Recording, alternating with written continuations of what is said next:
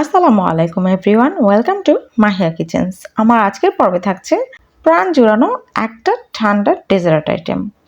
এই ডেজার্টটা যদি আপনারা সারাদিন রোজা রেখে ইফতার আইটেমে রাখেন তাহলে কিন্তু মন প্রাণ দুটোই জুড়িয়ে যাবে। আর দেখতে এতটা আকর্ষণীয়, বাচ্চা বড় সবাই কিন্তু এই ডেজার্টের প্রেমে পড়ে যাবে। চলুন আপনাদের সাথে নিয়ে এই রেসিপিটা খুবই সহজ করে অল্প উপকরণে দেখিয়ে দিচ্ছি।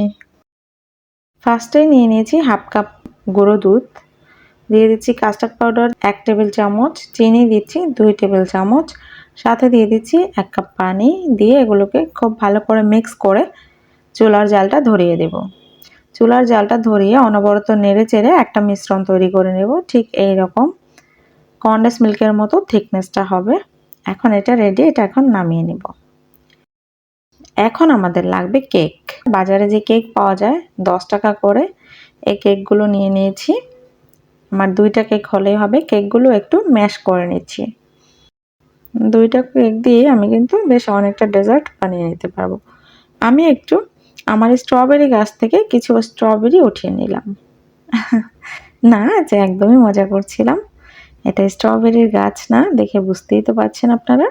এখন স্ট্রবেরিগুলোকে আমি স্লাইস করে কেচে নিচ্ছি পাতলা করে।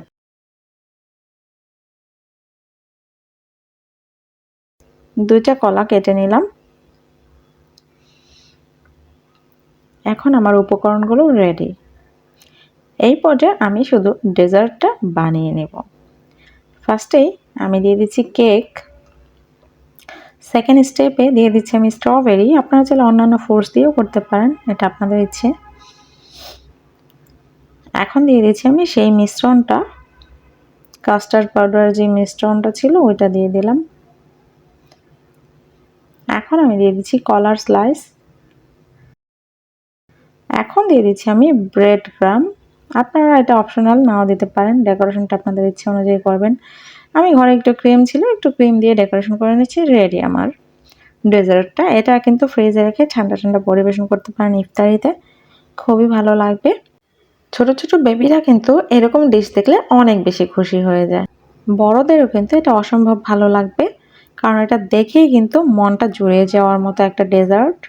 আর ফ্রিজে রেখে যখন ঠান্ডা করে খাবেন সারাদিন রোজা রেখে, তখন কিন্তু মন প্রাণ দুটোই জুড়িয়ে যাবে। আর সময় যেহেতু অল্প লাগে সেহেতু কিন্তু আমরা সব গৃহিণীরাই এটা করে নিতে পারবো খুব সহজ। একেবারেই ঝামেলা মুক্ত ঘরে থাকা উপকরণ দিয়ে কিন্তু বানিয়ে ফেলতে পারবেন। আমার আজকের পর্ব এই পর্যন্তই। সবাই ভালো থাকবেন, আমার জন্য দোয়া করবেন। আর হ্যাঁ, অবশ্যই আমার চ্যানেলটা সাবস্ক্রাইব করে পাশে থাকা বেল বাটনটি অন করে রাখবেন। ভিডিও ভালো লাগলে একটা লাইক, কমেন্ট, পারলে একটা শেয়ার করে রাখবেন। আল্লাহ হাফেজ।